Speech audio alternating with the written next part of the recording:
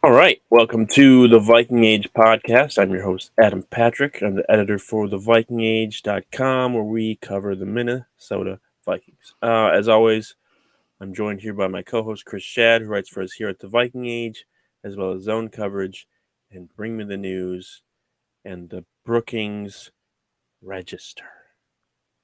If you're watching on YouTube, make sure to subscribe to our channel and like this video. Also follow Vikings on Twitter and Facebook, and the audio version of this podcast will be available on Apple Podcasts, iHeart, Spotify, wherever you get your podcasts. So go check that out. I do have a trivia question for you today, Chris. Today, former Vikings running back Leroy Horde turns 55. He spent 4 seasons with the Vikings from 1996 to 1999. His 26 rushing touchdowns during those 4 seasons were the most of all of Minnesota's running backs during that time. Robert Smith had the second most touchdowns during that 4-year period with 17. Do you know which former Minnesota running back had the third most rushing TDs during those 4 seasons from 1996 to 1999? Was it Ampli? It was not. Hmm. Do you want to guess again, or just want me to tell you? I don't. David Palmer. No, he's famous for throwing or catching a behind the back lateral from Randy Moss against the Broncos. Was Mo Williams was there 96 to 99? Yep.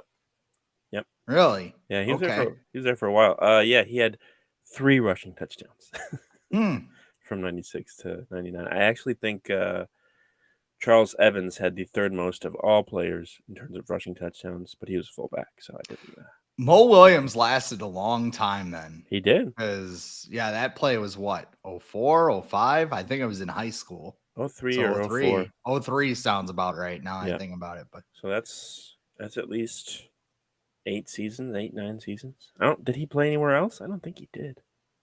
I don't think he played anywhere else after the Vikings. But yeah, he was there for a while. Had a nice little run. Had a nice little career in the NFL. Somebody who had a nice little run with the Vikings, Za'Darius Smith. Turns out it's only going to be a Viking for a year. It was a productive year, a good year, but his time with the Vikings has come to an end. As on Friday evening, when most people were out and about, your time, my time, I was still doing some work, and I'm like, oh, look at that, something to write about. Cool.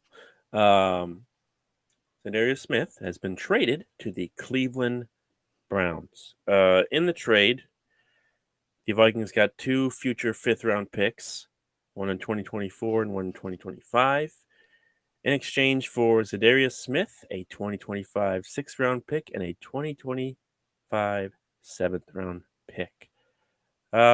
So Za'Darius Smith is also off the books, and I believe it should clear up around $10 million. I know the Vikings are footing some of the bill, but it should be around that range. So they cleared about $10 million in cap space, and I believe around 24 or some odd cap space next year as well for Za'Darius Smith. So they created quite a bit of spending money for this year and next year.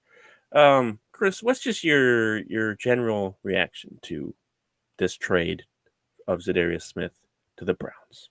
well, I think we all thought it was imminent, right? Even when he signed that contract, when he looked at the contract, you're like, okay, he's not going to be here more than a year. Throughout last year when he was awesome through the first 8 or 9 weeks or whatever it was, I had Packer friends telling me, just wait until he wants more money.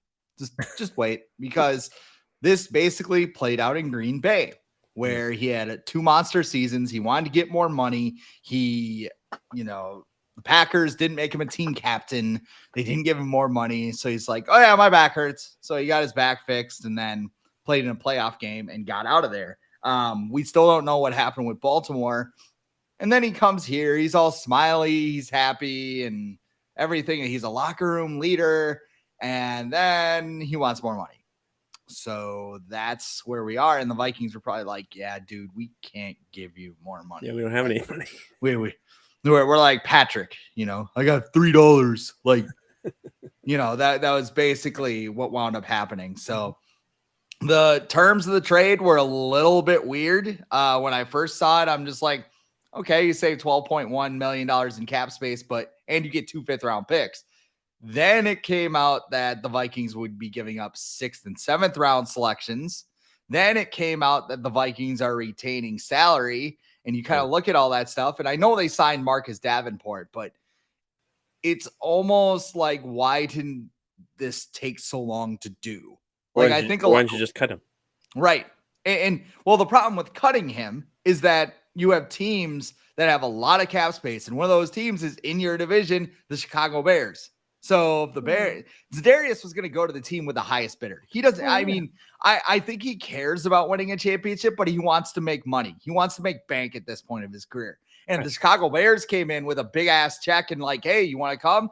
The Vikings didn't want to see him picking up and throwing Garrett Bradbury all over the field because they had seen it for 3 years straight. So I think that's why the Vikings didn't cut Za'Darius Smith, and they waited it out. So I think it was the best deal that they could get. Maybe they overestimated Za'Darius Smith's value, but it's a deal that is not a surprise. We all knew it was coming, and honestly, it could be the precursor to a new deal for Danielle Hunter. Yeah, and they were kind of put in a weird spot, like to begin the offseason. Za'Darius Smith was basically like, I'm out of here. And everyone's like, what? Wait, no. you just ruined your trade value. Well, yes, but no, you're not. Yeah. I remember when doing research on when writing the article, I went back to that tweet, and Ian Rappaport like quote tweeted it. It was like, Za'Darius Smith has asked for his release, but he's been told by the Vikings that that's not happening. So and it was immediate. Like he posted that tweet, and then Ian Rappaport's like, "Oh yeah, by the way, this is what's going on." That's not going to happen. Yeah. They did that, and then there was word that he wanted more money. The Vikings didn't have a lot of money; they had other priorities. They signed Marcus Davenport. That was just like another clear indication that they were probably moving on. You're not going to pay a situational pass rusher $13 million to play. So that was another sign of him moving on. And yeah, I just felt like inevitable that he wasn't going to be on the team. I remember, I think it was early last week, like ESPN. It's like Mike Clay. I think he's a fantasy guy, and he comes out with all like the positional rankings every year. He had the Vikings like edge rushers at number 1 because they had Danielle Hunter, Za'Darius Smith, and Marcus Davenport. And I'm just looking at him like, yeah, but and I think he did something similar with Dalvin Cook, who we'll talk about later. But like, I'm like, yeah, but Za'Darius Smith's not going to be there, so why are they? Right. I don't know. It's a lot of things where like you have to turn this in, so it's got to be correct, and you can't just be like, well, he's not going to be there, so we'll leave him off. But yeah, it was inevitable. I think the Vikings, it's clear they just wanted to get something for him rather than just let him go. And like you said, sign with maybe a rival like the Bears or the Seahawks or the Eagles or something like that. So I didn't even think of that, like that they didn't want to release him because he would go to a rival, because he would. Yeah. Like if they paid him enough, he'd go he'd go to the freaking Texans if they go gave to the him Lions. a big ass check. He'd go to the Lions. Go play for Dan Campbell. He would definitely go to the Lions. Probably like Dan Campbell. Yeah, but and the compensation, I don't really care. It's a 6th round pick and a 7th round pick. Like, it's clear that from the 2 drafts that we've seen, like after the 5th round, Kwesi Adofo-Mensah doesn't really care about draft picks. He's like, like he's not Rick Spielman. He doesn't need 45 7th round picks to feel good. To secure all the guys who might be undrafted free agents. He essentially upgraded those 2 picks that he gave up to 5th round picks. So like, that's fine. But he just also had to give up Za'Darius Smith. But he was going to be gone anyway. So he cleared cap space and upgraded 2 late round picks. So I have no problem with that package. What else was I going to ask you? Yes.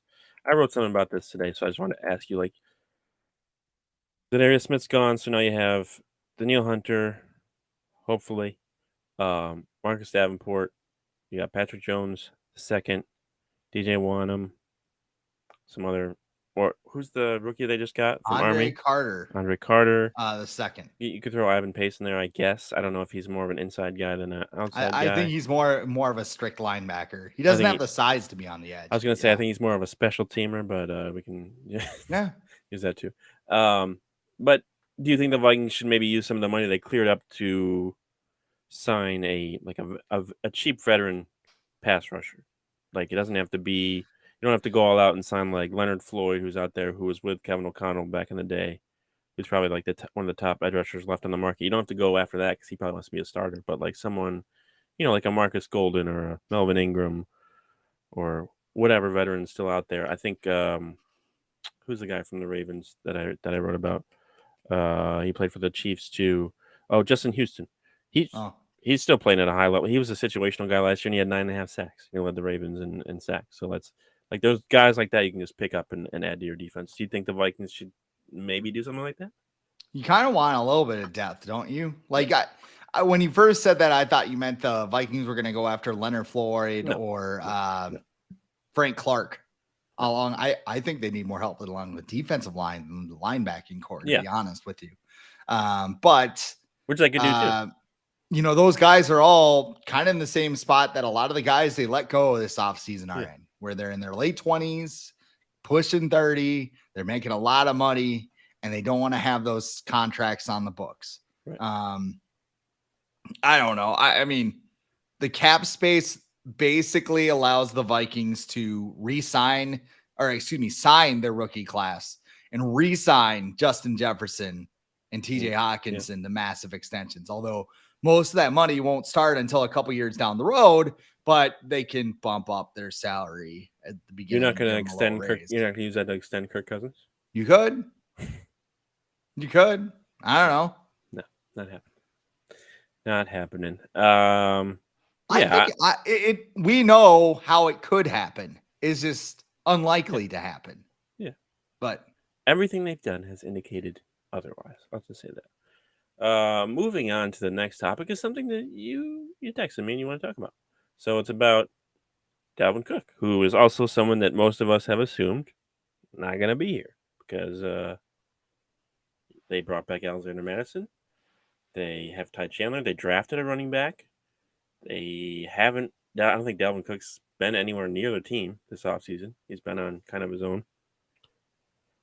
Recently, for the schedule graphics, they used Alexander Madison and not Dalvin Cook. So weird. It's like, I don't know. I don't think you do that on purpose. I think someone would have noticed and been like, because people are like, oh, it's the intern. They're not supposed to know that. And it's like, it's kind of important. How many players on the team is like, let's put Alexander Madison. Well, because I think they put Kirk, they put TJ Hawkinson, and they put Justin Jefferson. So you're going to put, with those guys, you knew that they were the top guys. But Alexander Madison. Okay. So there's that. But you think that maybe the Vikings should consider, bringing him back, right? Bringing Dalvin Cook back. So if they do, why do you think the Vikings should consider bringing Dalvin Cook back? So I'll clarify before I start here. I think he's gone. I think the Vikings are going to get rid of him. I think he's going to be traded, released. June 1st? Are they waiting for Yeah, June they're 1st? waiting for June 1st, I think, because they're going to save more money that way. Yep. I don't know if it's going to be straight. I mean, they had that fake. His name was so funny too, and like people were just biting on it. It was like Super Scoops guy on Twitter or something like that, and he's like, "I'm with the Tallahassee Journal," and like he's like, "Oh, here it comes! Here it comes!" The like, bro of Scoops. Bro of Scoops. I don't even. He's got the little blue check mark because he pays, not he's because still he's actual. That account is still tweeting, and people are still like retweeting his stuff. I'm just like, guys, like, can we just? He's got a blue check. And people keep forgetting. Love to get their news from the weirdest sources on Twitter. I can think of one junior reporter that people like to get their news from, but I'm not going to give him that much attention. I don't think people like to get their news from him. As far as Dalvin Cook goes, I think he's gone. But after seeing the Za'Darius Smith trade, I think you have to think about your options here because, yes, he's making $14.1 million. Yes, he did not have a good year in terms of efficiency last year. Is he still a productive running back? Yes. Yeah. Is he still only 28 years old? I know that's like old Yeller territory for running backs, but it's not a death sentence. Think of it this way. Let's say the Vikings just straight up release Dalvin Cook, right? You're saving about $9 million, I think, a release and $11 million in a trade. So he's off the roster. Who are your running backs? You mentioned Alexander Madison. And I don't care if they put his face on the side of US Bank Stadium at this point. I don't trust him. I don't trust Alexander Mattison. The coaching staff did not trust Alexander Mattison last year. Dalvin Cook got hurt in a week 18 game at Chicago, which was the most pointless, meaningless game ahead of the playoffs. I know they were fighting for the third or trying to get to the second seed, but who was ahead of them? Niners. The Niners were ahead. Yeah. I mean, they weren't going to get there, but Dalvin Cook is still out there. He gets hurt early in the game. They give Alexander Mattison like 10 carries and Dalvin Cook limps back out there like against a team that's tanking. Like, why would you put Dalvin Cook back on the field when you have to play the Giants next week? After, like, you've been cycling veterans the last couple of months, you're out there playing freaking Josh Metellus instead of Harrison Smith because you want him fresh for the playoffs. But no, let's ride Dalvin Cook into the ground because that makes total sense. And then you turn around and you sign the guy that you didn't play in that situation. Yep. I don't know, man. I don't know. And I know he kind of – Alexander Mattison gets a bit of a bad rap because that play in Seattle in 2020, where he basically ran into the back of his offensive lineman instead of like the 10-yard hole that would have been a game-winning touchdown. I think he's had a couple more mistakes, that fumble against the Lions. Yeah. When he basically lost the game. He is okay. Like, and if he wants to prove me wrong, if he wants to prove me wrong, I am more than, if he wants to go out there and run for 1,200 yards and be like, Chris Schad, I heard you on the Viking Age podcast and blah, blah, blah. I'm not going to back down. I'm going to be happy for him. Like, dude, good for you. Like, I'm not going to sit here and be like, he owes me a steak dinner at the Bellagio if blah, blah, blah. But you have Alexander Mattison anyway. You have Ty Chandler, who is basically a preseason hero. They like him a lot. They like him a lot, but all he's done is get hurt and shine in the preseason. What did he do? I remember Rock Thomas balling out in the preseason. Yeah. What did he do? So until Ty Chandler does something in a game that matters, I'm not trusting him either. DeWayne McBride, we're all excited about him. He is a 7th-round rookie. I know everybody wants to bust out their Isaiah Pacheco jerseys and say, this is the next Pacheco, and this is how you get a running back. Okay, there is a chance DeWayne McBride gets on the field and he's like, oh my God, NFL football is hard. Like, I don't know what I'm doing here. Like, you have a lot of unknown commodities. And even though Dalvin Cook is expensive, even though Dalvin Cook is old, he has ran for 1,100 yards in each of the past 4 seasons. Adrian Peterson is the only other running back in Vikings history to do that. If the Vikings decide to keep him, because his money's already on the cap. It's not like you're signing the guy for $14.1 million. His money is already there. If you take Dalvin Cook and you put him on this team, and let's just say he looks great, like everything that Zach Hiller has been saying on like the Clock Blockers podcast and the Tarps Off podcast and the Jagger Bombs and Moms podcast or whatever the hell he's going on. It's all true. His shoulder is fine, and it teaches him how to run routes and not run into the back of his offensive line. Like, if he balls out and the Vikings get off to a slow start where there may be sellers, you might be able to get a bigger haul than just a 5th-round pick or a 6th-round pick or whatever they're offering. And I know a lot of people are like, Chris, you're insane. Why would a team trade for a highly paid running back? Because offensive genius Kyle Shanahan did it in San Francisco. The guy whose father that made Mike Anderson, Olandis Gary, and Alfred Morris household names. Yeah, he finally got sick of like running out community college running backs and said, give me Christian McCaffrey, who's very handsomely paid and also had a injury-plagued season. So, and they also gave up a 2nd, a 3rd, a 4th, and 5th. Now, Christian McCaffrey can run a route. He can factor in the passing game. Dalvin Cook can barely get to the line of scrimmage on screens, but that's another conversation. I just think that shoulder getting rid of what are you clearing cap space for this year? Because that's basically what you're doing. You're clearing cap space for this year. Are you going to go out and sign Marcus Peters because it makes a difference? Because I don't think it will. Like, remember a couple years ago when the Vikings signed Sheldon Richardson and everybody's like, oh yeah, Sheldon Richardson. He didn't do shit. Rashad Breeland, he was on Twitter, like telling fans to, Meet Johnson and flirting with the horny badger or whatever her name was on Twitter. Like it's just like the guys that you're signing right now are highly unlikely to contribute to this season. So I don't know, man. I mean, again, I think Dalvin's gone, but I mean, at this point, is keeping Dalvin like a better option and just riding it out? And like, if he sucks next year, you just cut him, whatever. I mean, the direction with this team is so weird where it's like, well, we want to win, but we don't because we don't know what we're doing with quarterback, but we really want to be super competitive this year. But we're also not going to get rid of some guys, but really we want to win games. Guys come out to USP, but I don't know. We really need to trade up for a quarterback because Kirk's getting older, but Kirk has really good stats and you should go see him play 8 fourth quarter comeback. Like it's kind of maddening, isn't it? It's those guys up top. They don't know. They don't want a They don't want to go to the 4-13 owners season. meeting. Kwesi's going to come in with that energy that the like high school nerd turned bombshell walks into with her, in her 10-year reunion. And like somebody across the room is just being like, hey, it's Kwesi. He's the idiot that paid a running back. And somebody else would be like 14 million in this economy. Then Kwesi's going to be standing there in his underwear and he's going to wake up in a cold sweat realizing it was just a dream. But well, he was in Cleveland when they paid Nick Chubb, so he does have a history of doing that, and that's not worked out so well. I will say this: I don't think the Vikings think that the difference between keeping Dalvin Cook or letting him go and using Madison, Chandler, McBride, whatever combination of that they want to use, is going to be that much of a difference between the two. And I think they're looking more at the cost. Like, can we use this money now? And if not, we can roll it over in the next year because they're not going to have to pay Dalvin Cook next year either. And I just don't. I think they've already. It sounds like, his agent Zach hasn't really said a whole lot, but he's said enough without saying a lot. Where calling the Vikings mediocre and stuff. You probably don't say that if you're coming back, your client is. Hey, what's up with your agent, dude? Pretty sure he's coming back. And Dalvin's probably, maybe he's not. He's probably at OTAs now if things are okay.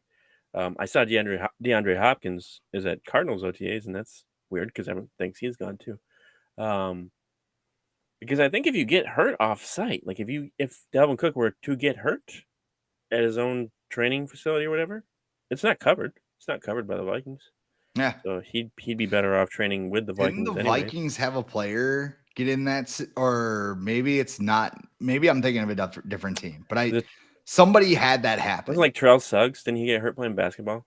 Maybe he tore his Achilles when he was with the Ravens in like Arizona or something. Ravens are like, not our problem. No, I think they probably covered it still, but yeah, I don't think they think the difference between keeping Dalvin, who his best years are behind him.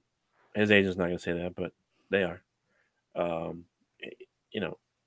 like you said, it might be better off keeping him. And then during the season, there's a team, let's say like the Broncos, or some other team that's like on a run, and they're like, we don't know if this is going to happen again, so we need to trade for somebody right now. If we got to give up a second round pick to get Dalvin, that's what we got to do. So maybe that's what they do. I just think, but I think it's past that. I think everyone's pretty much the drafting of Dwayne McBride, I feel like sealed it for me. I don't think you do that. I know it's a 7th round pick, and I know it's just a throwaway. But he had a higher grade, and I don't think you make that pick if you think Dalvin's coming back. I think you use it on something else. He's the next Isaiah Pacheco. They should just put Pacheco in the Hall of Fame now, apparently. Isaiah Pacheco also has Patrick Mahomes as his quarterback. Patrick Mahomes, who has never defeated the Vikings in his career. The only team he's never defeated. And the Chiefs, of course. But he's never played the Vikings, correct? Yeah, well, we didn't need to bring that. Matt Moore. We didn't need to bring that up, but yeah, technically he's never defeated the Vikings as a starting quarterback. But yeah, I think it's already been sealed and shut. I think everything, unless somebody gets hurt in OTAs, Madison or Chandler or whatever, then I think he's good. But before we get off the Dalvin Cook topic, where do you think, or in your view, where does Dalvin Cook rank all time among Vikings running backs? So AP's got to be 1, right? Yeah. as much as I don't want him to be, yeah, it's on pretty the field, undeniable. he's number one. Off the field, probably knocked Bro, down a couple of pigs. negative one. On the field, he's the greatest running back in Vikings history. Yeah. Number 2. I mean, it's between Smith and Cook, right? What about Chuck Foreman? Won MVP. Yeah, he did. Spin move. 70s though. I was gonna put him 4th. Like, and maybe it's a little bit lower for me because I'm a little younger, young relative, like 37. So I mean, I didn't see Chuck Foreman play, but yeah, we're all young at heart. You know, I mean, Chuck Foreman had his value, but I mean, greatest backs of my lifetime, it's AP, Dalvin Cook, Robert Smith. Like Smith and Cook are basically the same back because like Smith was hurt like the first 4 years, which is incredible because like today's NFL, like 2 years, they would have been like, get him out of here. He's, Chuck Foreman was like, he was like the Marshall Faulk before Marshall Faulk because he would run. He would run, I think in 1975. He had 280 carries for 1,070 yards and 13 touchdowns. He also caught 73 passes for 691 yards and 9 touchdowns. That his 73 passes led the league in receptions. He had 22 touchdowns that year, and he finished 4th in MVP vote. What the? You talk about Chuck Foreman and like Luke Braun's like music from Vikings documentary starts playing in my head. The computer analog MIDI or whatever. Yeah. But he was good. He had a 1,700 yards from scrimmage back-to-back years. Like he was good. I think he made his first 5 years. He made the Pro Bowl when the Pro Bowl mattered every season, and then he got hurt. And then he just wasn't the same. So I that's fair because we didn't see him play. So we could put him 4th. I think a lot of people would either put him 2nd or 3rd who have seen every Vikings player. I'd put Dalvin Cook 3rd though. I would put him 3rd above Robert Smith. I just think Robert Smith had some good years, but I think at their best, I think Dalvin Cook is better running back than Robert Smith was. Who do you think is the next running back that's going to be in the Hall of Fame? Because like it's so devalued now. Oh, Adrian Peterson. You mean currently in this league? Yeah. So like Adrian's already. I mean, I consider Adrian to be retired, right?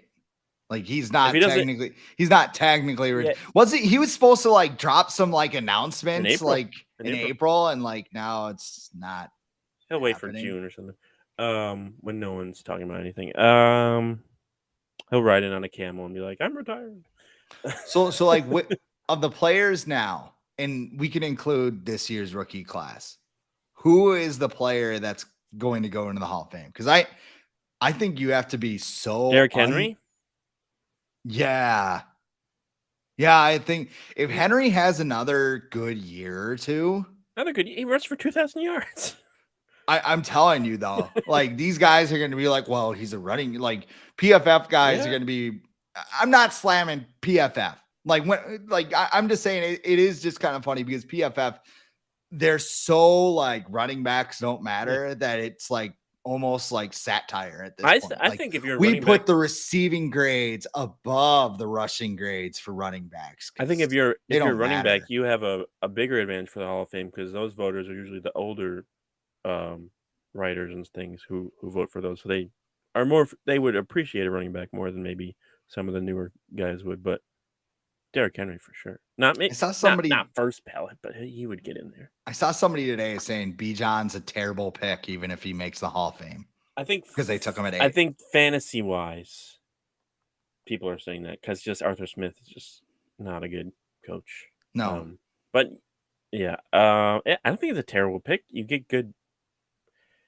Getting a running back. We've talked about this before. Getting a running back in his first 4 years at that price. Especially a running back like that. Yeah, now, if you're taking no offense, Dwayne McBride, but if you're taking him at 8, we got a problem. Yeah. You know, if you're taking Jahmyr like Gibbs Bijan at 12, like the Lions. But I don't think Jahmyr Gibbs is bad. I don't think he's bad. I don't think he's worth the 12th pick, they had so many players they could have taken. And same thing with the linebacker they got. Should have traded down is what they should have done. Probably. They probably got choked out by a smoke Derrick screen. Henry. Is Christian McCaffrey a Hall of Famer? I don't think so. I mean, he might get in there because of his name. His all-around ability makes if his name was interesting. Christian Jones, I don't think he would get in, but he's got that McCaffrey name. So But he's a good receiver too. Yeah. Like when I look at a Hall of Famer, like, do you look at a guy and you go, oh my God, he was special at blank. Like Christian McCaffrey was special as an all-around weapon. Derrick Henry was special as like a sledgehammer. A guy like Dalvin Cook, you're like, okay, what was he special at? And you're like, he had big runs here and there. Like, what about Marshawn Lynch? yeah. I think so. Because I think that's the other thing too. It's almost like a popularity contest. Like, does everybody know who Marshawn Lynch is? Oh yeah. Yeah. You know, I would pay great money to see Marshawn's Hall of Fame speech. Oh yeah. It's gonna have to be pay-per-view or something. Get your finger on the dump button, guys. Here we go. Yeah. There's gonna be a lot of bleeps in that one. I'm trying to think. I think that's not Arian Foster. No, definitely not. Yeah, some good. He's in the fantasy Hall of Fame. Oh yeah. Yeah. I don't know. Jonathan Taylor? No, not yet. He had good. Has he had one good year? Yeah, he had a decent rookie year, but Frank Reich was like, let's play Jonathan Wilkins instead. I had Jonathan Taylor in his rookie year, so that was very frustrating. His second year, a lot of fun. His third year made me quit dynasty football altogether. So not Alvin Kamara, right? No. He's like one of those running backs you talk about. You're like, oh, he's like when you go on Instagram or something and like the NFL's page is like remembering, Alvin Kamara was so good with the ball. Like the Percy Harvin videos. Yes, like you'll just see that video where it's just like, I can't remember the song. It's against the Titans, that one player he just jukes out 7 people and just goes in the end zone. It's got the Zombie Nation song in the background, but like Lil Jon's in there, like Juice got the loose. And he's, that's why not Ezekiel Elliott. I'm just going through all the running backs in my head. Not Ezekiel Elliott. This is a fun conversation, actually. It's like two running backs. I'm trying to think anyone on the Bills, Dolphins, Jets, no. Patriots, no. Bengals, not Joe Mixon. Browns, Nick Chubb, maybe if he keeps it going. He's a chance. He's a 2 more year guy, I think. He's got a chance. And I think the Browns need to make like a deep playoff run. Yeah. Ravens, no.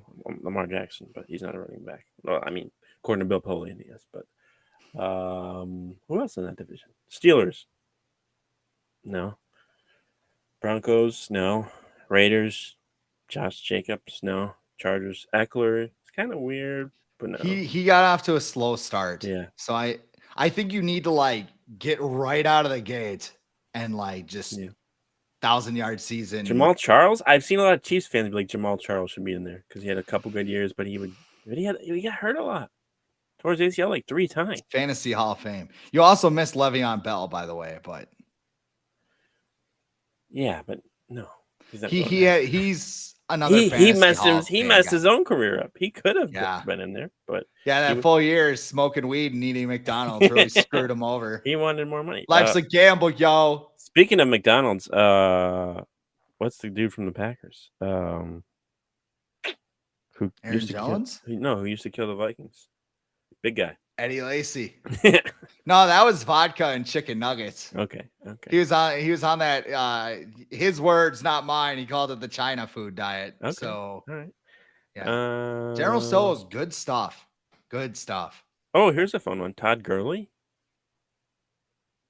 That's Fantasy close. Hall of Fame. That's like a senior. If his knee wasn't bone on bone, he would have been on pace. But that's like a senior finalist in like 30 years.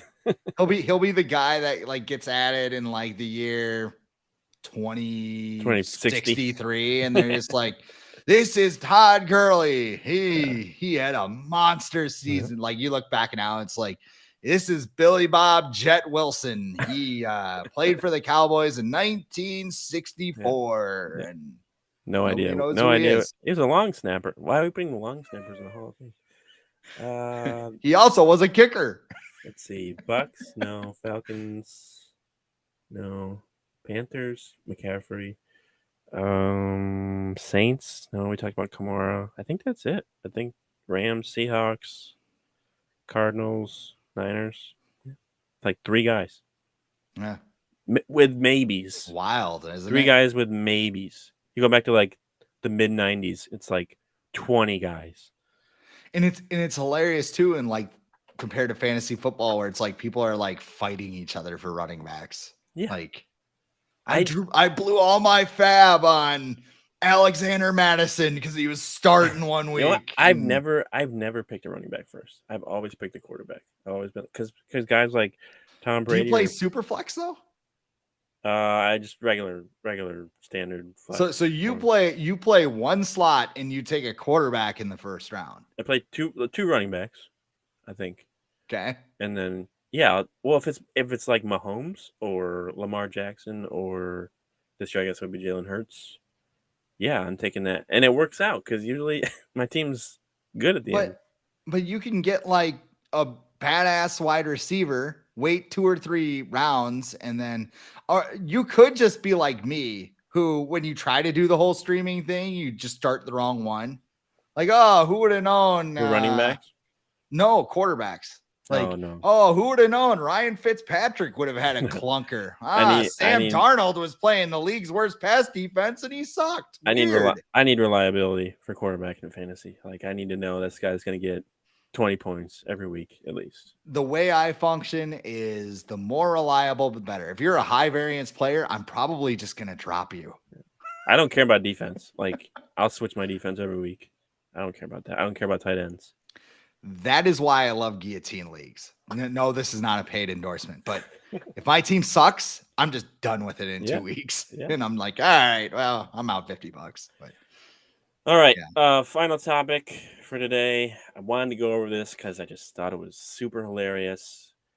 Schedule came out last week. We made our predictions. I want to make sure the predictions. It's May. None of this is really serious, but I just thought this was funny. So, Fox Sports, Carmen Fatale, sorry if I'm pronouncing that wrong, but she covers the NFC North for Fox Sports, so she covers the Lions, Vikings, Bears, Packers. She did her record prediction for each team in the North after the schedule came out. She has the Vikings finishing last with a 7-10 record, including 5 losses at home, due to, quote, all of the defensive departures, Adam Thielen's departure hurting the offense, and the Vikings' primetime track record since they have 5 primetime games next season. She has the Lions finishing first in the division at 11-6, the Packers finishing in second at 9-8, and the Bears finishing in third at 8-9. How surprised would you be if the Vikings finished in fourth, not only next season, but for the first time since 2013? I would be surprised if they finished in last place. I would not be surprised if they finished with a 7-10 record. Oh, okay. Like that's just it. So what were list the reasons she went over again, right? So defense, right? All the defensive departures they have.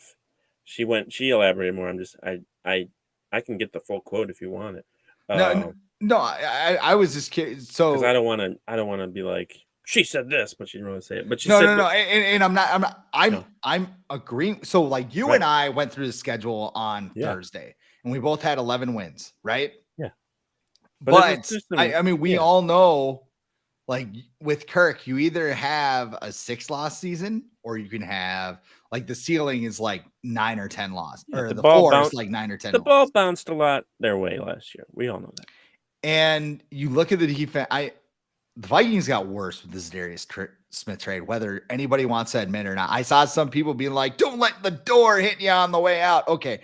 The guy they have replacing Za'Darius Smith, very fitting I'm wearing this Twins hat because I keep calling him Sheldon Richardson because it's basically the same thing when Marcus Davenport is a 1 year, 13 million. He is basically like when the Twins go through the bargain bin and they sign this starter for like $5 million and he had like a 5 ERA, but his like his metrics though, like we can increase his spin rate or something like that. Marcus Davenport had a half sack last year. Like, but he had a lot of pressures. Sidney Ponson used to be an all-star. We can fix him. Like that's kind of, and then you look at the rest of the defense. It's like Byron Murphy. We think he's better than Patrick Peterson, like 31-year-old Patrick Peterson. Right. Do we know? No. The rest of the quarterback room doesn't look great. We think Lewis Cine is going to be good next year. Do we know? No. We think Brian Asamoah is going to be really good next year. We don't know that. There are so many unknowns, and I think we're just expecting Brian Flores to come in, just wave his magic wand and be like, abracadabra, we're top 20 defense. They're not going top 5. Like, no, sorry guys. No. I think that's fair. Can you name the starting defensive lineman next to Harrison Phillips right now? Would it be Dean Lowry, Jonathan Bullard, Asezi Atamu? You're telling me. Okay. Do any of those names get you, dude? We're gonna run the North. Dean Lowry is just gonna mess stuff up in the trenches. What I will Packer fans are sitting there going yeah, dude, he sucks. That's a good sign. What I will say is they were bad last year with all those players they got rid of. Yeah. So if you're gonna be bad, you might as well be bad and not be paying your defense a lot of money. And you might as well be taking chances, which is not what Ed Donatel did last year. They can be bad as long as they are trying to stop the other team. Like last year, it felt like they were playing prevent the whole time. Every game. Just letting the Colts drive up and down the field on you. They scored 33 points in the first half. I know some of those were defensive points, or special teams. But that's the thing about Flores that I'm looking forward to. At least he's going to have schemes where they're going to put pressure. They're going to try to put pressure on the opposing quarterback. And that's not anything that Donatel did last year. So, I feel a little bit more optimistic because they're going to be younger, so they're going to make mistakes. But I think they're going to be faster. And I think that's really what they want. This is going to be like the 2020 Vikings, where the defense, I maybe a little bit better. No one's going to be in the crowd? Yeah, they're going to be a little bit better, I think, because they have some things. But I mean, this is going to be a defense that's going to be aggressive, but they're also going to give up big plays. And I think it's going to come down to the offense. I'm just not going to get mad at people who think the Vikings are going to have 7 wins. I think our prediction with the Bears is a little weird. All this positivity of the Bears is a little odd, but in my article or whatever that I wrote today, I kind of wrote that. I was like, it is totally fine if you want to think the Vikings are going to win only 7 games and finish last. But please, give me some better reasons than the ones that are listed. Adam Thielen's departure is going to hurt the offense? He averaged 25 yards in the last 5 games. Come on. We're also counting devil's advocate. We're also counting that Jordan Addison has absolutely no hiccups in his transition. And you know what? If he doesn't, they have TJ Hawkinson. So it wouldn't really be that much different than last year. True. So I'm just saying. But stuff like that is just did you even watch Adam Thielen last year? Sometimes I think people see a name and they still think it's 2018 and he's catching 1,000 yards every year. That's not. He hasn't had 1,000 yards since 2018. People are gonna watch Adam Thielen in Carolina and be like, "Oh, yeah. What happened? He's kind of slow. He's really falling off." This has been happening for 3 years. He's gonna be on grass too, so he's gonna be even slower. So have fun with that. And then the primetime track record, it gets kind of old because it's okay, I get it. It's primetime Kirk, but he's been 500 in primetime games last couple seasons. So it's not like they're 0-9 in primetime. There's teams that are way worse than them in primetime. I just think there's some people, I've joked about this before, like the scene in Anchorman when Ron Burgundy says, "Go F yourself, San Diego." Yeah. And there's that guy at the bar and he's just like, "Nobody talks about my city that Yeah, way. yeah, yeah. His ass is grass." Like, that's how some fans react when like people have like a rational take. Like, I could see the Vikings going 7-10. And like, no, they're gonna win. They won 13 games last year. What are you talking about? We got younger and faster and I would be very. I think Go in on. order for them to go 7-10, somebody like Kirk Cousins or Justin Jefferson or Harrison Smith, it's got to get hurt. That doesn't happen with the roster that they have. They have too much talent to go 7-10 with their roster and that coaching staff. I just think that's not anything is possible. I agree, but I just think with the talent that they have, if most of those guys are able to stay healthy, I think it's going to be hard for them to finish with fewer than 9 wins. And that's why they play the games. Yeah. And if they do, guess what? They get a better draft pick, and they can say, "See you later, Kirk." This is the ultimate house money season. It's like, you guys want to win 13 games? Cool. It'll be fun. You guys want to just like fall off a cliff? Okay, cool. But they're not. We know they're not. We know they're going to finish. Yeah, we know that. We know 10-7. They'll have some kind of miracle comeback. Just like, all right, well, this is over. And I'll be melting down in the SDSU press box once again. They'll either barely miss the playoffs. I don't want to call it by its name because yes. Thank you. Elicited giggles last time. They'll either they'll barely miss the playoffs, like they'll lose on a field goal in the last game, or they'll get in the playoffs and get stomped in the first round. That's just what's going to happen. We know that's what's going to happen, unless someone gets hurt. I don't want anyone to get hurt. So. Yeah, you never want anybody to get hurt unless like it's a certain quarterback that used to play for the Packers. But before we get out of here, is there a specific team that maybe comes to mind when you think of maybe who the surprise team would be? There's always a team. You could even say the Vikings were last year because they won 13 games. Who do you think might be the surprise team in the NFL next season? You want to go first? Like, once you mentioned this, I forgot to think about this. So yeah, I'll go first. Okay. I'll pick the team. I don't even know if it would be a surprise, but like I'll pick the team that Za'Darius Smith went to, the Cleveland Browns. I feel like people are kind of just writing them off. You got the Bengals in their division, you got the Ravens in their division. Everyone's excited about those two teams, but you know, as much as everyone does not like this person, Deshaun Watson's still a pretty good quarterback. They have Nick Chubb. Now they got Za'Darius Smith and Myles Garrett on defense. You know, they have a good offensive line. We got Amari Cooper still. So, like, they've got weapons to make some moves, and they're not going to have a tough schedule. So, like, I could see the Browns maybe making some eyebrows raised next season. There's nobody obvious. Like, there's nobody. It would have to be somebody like for shock value. It'd have to be like the Texans or because I could see. Because you know what? I could kind of – I like DeMeco Ryans a lot. I could see him getting the most out of that team. And like, if he gets 7 wins out of the Texans next year, that's a great first season. Because the AFC South. What's that? There's no one. There's no powerhouse in that Trevor division. Lawrence and everybody else. Yeah. It's Mike Vrabel who's like, we're going to run again. Coach, we've ran like 18 times. Derrick Henry's going to puke on the sideline. Just, looking great in practice, looking great in shorts. Yeah, that's what we hear. The Texans. I actually ran a Madden franchise, and Will Levis was NFL MVP in his rookie year and led the Bucs to the Super Bowl. So we have video games are the truth. We're in for a bad time. That's funny. That's really funny. But I think the Broncos could be. I don't know if can you count the Broncos as a surprise team because they have Sean Payton now. I guess you could. Well, they also have Russell. Like, if they win, you're like, well, this is what they should have done last year. Right. Like, because they have a competent head coach now. The Raiders, no.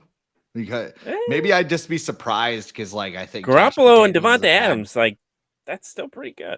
Jimmy and Devontae. That's like a good A-Rod. And they got a good pass rush. They got Max Crosby. Like even if it's like the Jets, like, that's not a surprise because they got Aaron Rodgers. And Randall Cobb. So, like, if you make a big move, you're automatically disqualified. Right. But There's no the Patriots would be the surprise of that division. That's not a surprise because they have Bill Belichick. yeah, So like the Cardinals. That would be a huge. that would be a surprise. Who is their Them in Who's there? even their quarterback? Did you? Okay, so like speaking of the Cardinals quarterback, I don't know. I think they're in tank mode, baby. They are. Did they get Blaine Gabbert? Maybe. They get. I don't know. I So don't know. so you mentioning the Cardinals reminded me of this. The Vikings were number 1 in the NFLPA rankings or report cards or whatever. Yeah. The Cardinals, of course, they had like floorboards sticking up or whatever. Yeah. Those rankings must have worked because Jacksonville is going to renovate their stadium when it's used for like rats. 5. Didn't they? Yeah, they had like literal rats living in there. I wonder what like Daly's place was like when they were running AEW shows there, but that's probably another podcast. I'm curious about next year's NFLPA survey to see how much things people have changed. Improved. And they're like, this year we got napkins with our lunch. They gave us a plastic fork too. Unlimited napkins. The Cardinals will still have to pay for it out of their payroll deduction, like napkin tax. What the hell? No, it's going to take them 2 years to renovate that stadium down in Jacksonville. The stadium or the practice facilities? The stadium. They're talking about the it's like 15 years old. 90, like 90s. Oh, it's that old. Oh, I didn't know that. So it's like 30 years. Yeah, like they built it when they got the football team, right? Maybe a couple years before. Okay, yeah. But they play Florida and Georgia in that stadium every year, and they're like, of course it's the South, so they're freaking out about this. Like, where are they gonna play? And they're like, well, they might just have to play like one game at home each. And like the South people are like, no, you can't play the home play. You know, well, that's more like Louisiana. They can play in London. They can play sending them to London at the Jaguars' real home site. When was it built? Let me see. It was renovated in 2016, 2014. They've renovated a lot. And they still have 2004. When you have to renovate your stadium like 5 times, eventually it's just like we should just build a new one. The Commanders, they have a terrible field. They should get a new stadium now. Their stadium is so weird. It's like it looks the same as RFK. the guy who's RFK dead? Is like super duper. It is long gone. But it's like they just like, okay, we need a new stadium. Build it the same as the old one. I thought you were talking about the actual RFK who's underground. No. RFK Stadium was where the Washington football team. That's a hell of a description. Yes, it looks like a dead person. Yeah, your stadium looks like a dead person. It kind of does. That's where Adrian Peterson's knee hide. So, all right, we gotta get out of here. This is the tangent episode. It was good though. I like tangent episodes. Like sometimes when you do the whole thing, you just kind of run through it. This time you're just kind of like those can get boring. You're like news. Or game preview, yeah. Justin Jefferson is having a bratwurst for lunch. That was one thing. I don't think that guy is. That was one thing. Adam Thielen. I don't think he's had about that prediction from Carmen that bothered me, Carmen Vitale, that there was no mention of Justin Jefferson. I was like, he alone is worth like 5 wins. Like what? Did she get the script for this year? Yeah, I maybe she did. Maybe he's gonna be on the cover of Madden, and there's things that we don't know. So, hopefully not. I don't want to be in Madden. I hate that. I believe in that curse. So do not get on Madden. I have that as a write that down on another program. So just ask Dante Culpepper how that worked out. He wasn't on the cover of Madden that year. He was on the cover in 2002, which was the worst. Yeah, that was the worst year of his career. Yeah. So that matters. He wasn't. That doesn't guarantee injury, but usually regress as a player if you're on Madden because you're just taking so many. And last year it was John Madden. He's dead. So he died before. Madden curse. He died. Maybe the curse is over now because he's gone. That's how they act. How do we get rid of this thing? You gotta kill him. We gotta kill John Madden. This is on our next podcast. We go into the conspiracy on how EA killed John Madden to get rid of the Madden curse. Right. It's probably 2K actually. But yeah. All right. If you're watching on YouTube, make sure to subscribe to this channel, like this video. If you're still with us, which looks like no one is, not surprised. Follow the Vikings on Twitter and Facebook. And the audio version of this podcast will be available in the morning on Apple Podcasts, Spotify, iHeart, wherever you get your podcasts. But until next time, Chris and I talk to you later.